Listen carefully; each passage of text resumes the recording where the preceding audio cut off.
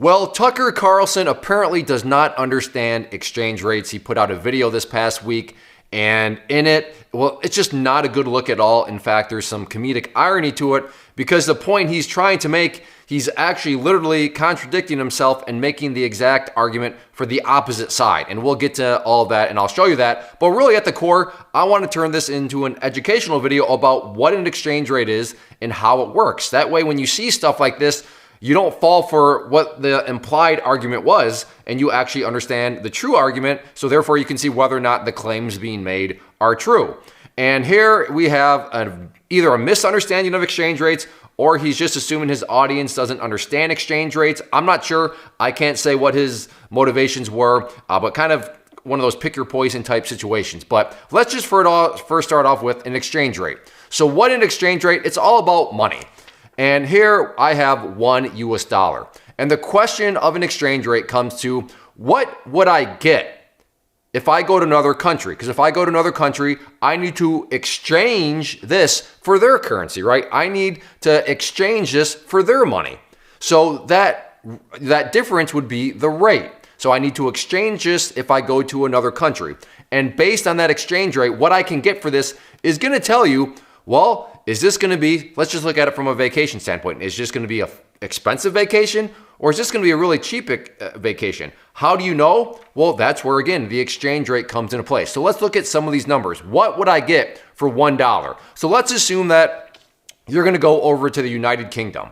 Well, their money, their currency is called the pound sterling. So what would you get for £1? So if I took this over there and said, okay, I want to buy some stuff in your country and I know that I need to exchange this, what kind of rate am I going to get? And there are all sorts of great sites out there that'll quickly do this conversion for you. But again, that $1 US that you saw me holding up, what would I get for that if I were to go to the UK and exchange it for a pound sterling? I would get only 0.79. So this $1 is only worth 0.79 over in the United Kingdom.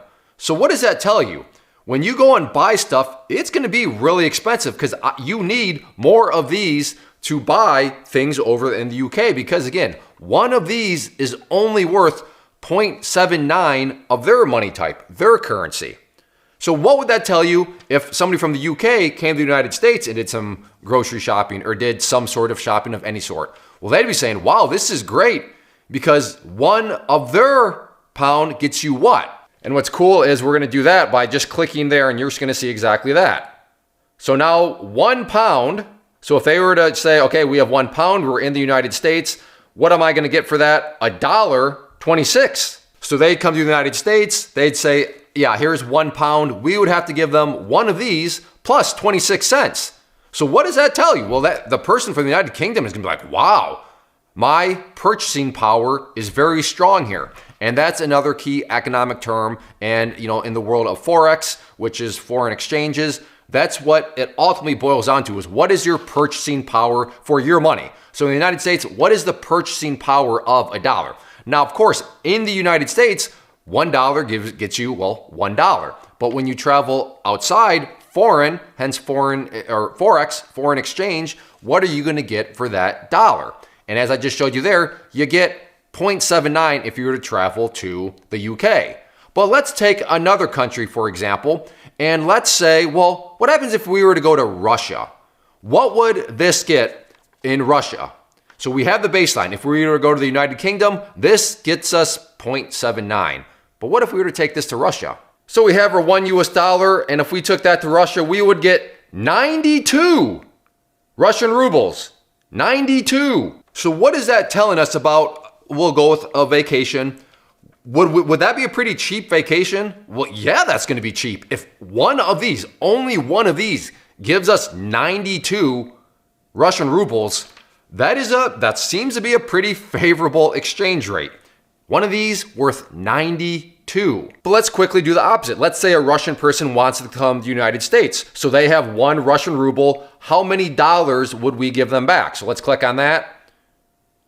0.011. So Russian comes to the United States. Hey, here is 1 Russian ruble. What can you give me for that? Yeah, sorry, we cannot give you this. In fact, we can't give you anywhere close to this. We can give you only 0.011 cents. 0.011 cents. So would you say that the Russian ruble has good purchasing power in the United States? Of course not. If one Russian ruble says, no, we'll give you basically a penny, that would mean that, okay, a Russian person visiting the United States would find the United States very, very expensive. So this brings us to that video and then a tweet regarding it. Tucker visits a Russian grocery store and buys enough food to feed his crew for a week. His team guesses what it costs in the US and their average guess was $400. So they were guessing that 400 of these is going to probably be what it's required for all the food they get. And there's this video and it's showing all this food coming down the conveyor belt and they're saying, wow, this would probably cost us about 400 of these if we were in the United States right now. But what did it actually cost them? How many of these did it actually cost? The total in Russia was about $100. Now I hope this all makes sense to you because we just went through those conversions. So, well, yeah, if you're taking these to Russia, you can buy a whole lot in Russia with just one of these because of that exchange rate. The exchange rate, or in other words, the economic terminology, the purchasing power of a dollar is very, very impressive in Russia. And here is, the admission via Tucker Carlson himself. And then this guy goes on to say that Biden inflation has destroyed our quality of life in America. Which, if you want to make that argument, that's fine, but this is not how you do it. Because this example is literally showing the strength, the purchasing power of $1 in this country of Russia. So like I said, I'm not here to debate that topic per se. I'm just saying if you want to make that argument, you're literally arguing against yourself. You are you're beating yourself. The point you're making is actually not what you're making. You're making the argument that says, yeah, this is actually really, really impressive. One of these is very, very impressive. One of these has a whole lot of power in Russia because the United States has this very favorable exchange rate. Therefore, this here has a lot of purchasing power in Russia. And I'm emphasizing power because the whole implication here is, oh, wow, we don't have a whole lot of power and there's all these negative aspects, but it's like, no. What you thought was going to cost you 400 of these only cost you 100 because the purchasing power of one of these over in Russia is very, very impressive. Whereas on the flip side of things, it would look very expensive if we were to go to the UK, right? Because remember, what does one of these get you in the UK? 79 cents. You get 79 cents, you get 0.79 for one of these. That's not a good exchange rate. But when you're going to Russia and you're getting one of these gives you 95 of their money, there we go. So like I said, Tucker Carlson, either brush up on some just basic understandings of Forex and economics and exchange rates, or I don't know, I guess give your audience more credit. I'm not here to say that I knew his intentions, but all I'm saying is that the argument you're trying to make blows up in your face if you're trying to use this as an argument because you prove the exact opposite of just how much purchasing power the dollar has over in Russia. So I hope this helps. And again, this is just at the core an educational video. So if you do have any other questions on the exchange rate, how things work, then let me know. But you should hop online, go to all the search engines have those exchange rate calculators and they have all the currencies. I found some that were like, if you were to take this, if somebody else from another country were to come here, you would only be able to give them like 0.004 of one of these. So that for that person vacation in the United States, that'd be a very expensive vacation. But at the core, like I said, you can go out and actually play with that, but that's what it's all about. Just exchanging your money for that country's money. And depending on what that relationship looks like is going to determine whether you have a strong purchasing power or very weak purchasing power. So like I said, any other questions, let me know down below. But yes, Tucker Carlson, please get out there, do a little bit more homework.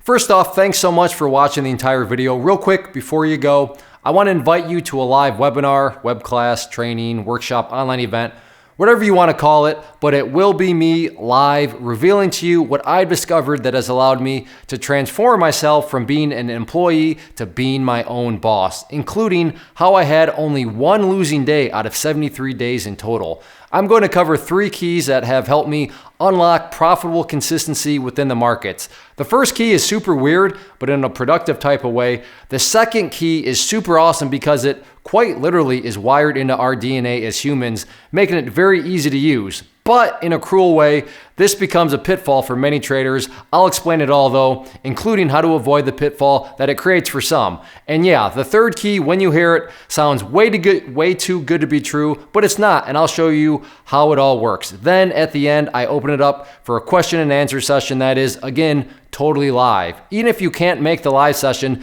please still sign up as it will be recorded, and you can go back and watch the replay that I will send you. Click the image on the screen or click the link down in the description box so you can get the date and time and claim your spot, which I should note is limited due to the fact that this truly is a live event. If you have any questions, let me know. If not, I'll be seeing you soon.